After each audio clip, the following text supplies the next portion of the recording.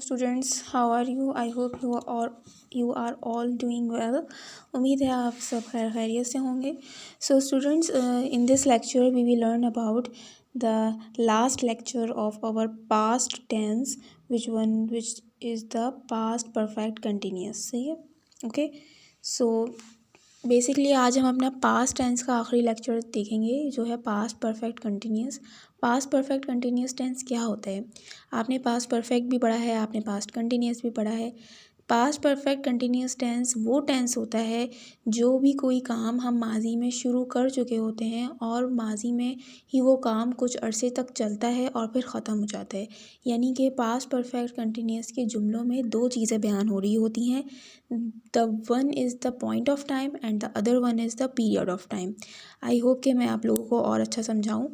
अभी भी मेरी बात क्लियर नहीं होगी तो सबसे पहले इसका फॉर्मूला देख लेते हैं। Subject plus had been plus verb first form plus ING plus since for object. तो पास्ट परफेक्ट कंटिन्यूस टेंस में ये होता है कि किसी भी जुमले में कोई ऐसा काम हो रहा होता है जो पास्ट में ही किसी पॉइंट ऑफ टाइम पे शुरू हुआ होता है, फिर वो कुछ मुद्दत तक चलता है और फिर ख़त्म हो जाता है। यानी कि अभी प्रेजेंट में वो कंटिन्यूस नहीं हो रहा होता, पास्ट में ही स्टार्ट होके और पास्ट में ही कंटिन्यूस होके एंड अप हुआ होता है। ठीक है?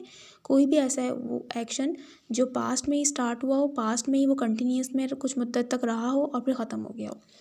तो अब ये कि सिंस और फॉर हम कहाँ लगाएंगे? सिंस इस्तेमाल होता है पॉइंट ऑफ टाइम, फॉर इस्तेमाल होता है पीरियड ऑफ टाइम। तो मैं आपको थोड़ा सा और इसके बात क्लियर कर देती हूँ। मैंने कुछ आपके लिए एग्जांपल्स भी रखी हैं। I had been working since morning. मैं सुबह से काम कर रहा था।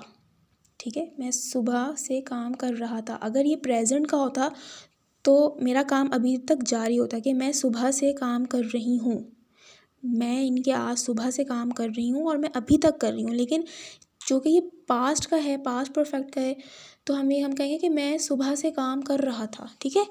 फिर दूसरा है she had been studying for 6 hours. अच्छा, यहाँ मैं बताना भूल गई थी, मॉर्निंग है ना, तो इसका मतलब कि सिंस आएगा पॉइंट ऑफ टाइम। दूसरा है she had been studying for 6 hour. वो 6 घंटे पढ़ा करती थी।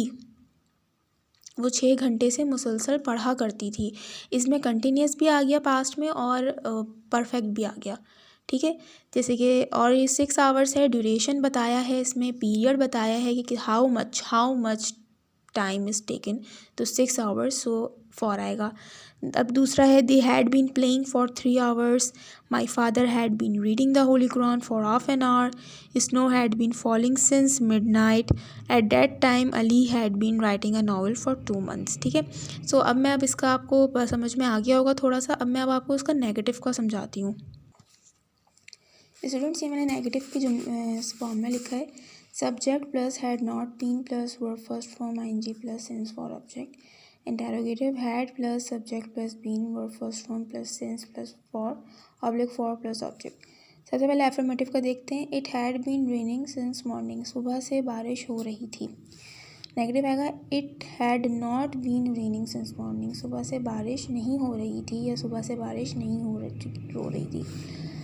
अब इसका आएगा had it been raining since morning. क्या सुबह से बारिश हो रही थी? ठीक है? तो आई होप ये कुछ बेसिक चीज़ें हैं जो आपको समझ में आई होंगी। तो अब आप थोड़ा सा सेंस का और देख लेते हैं। मैंने फॉर और सेंस का और समझा दूँ।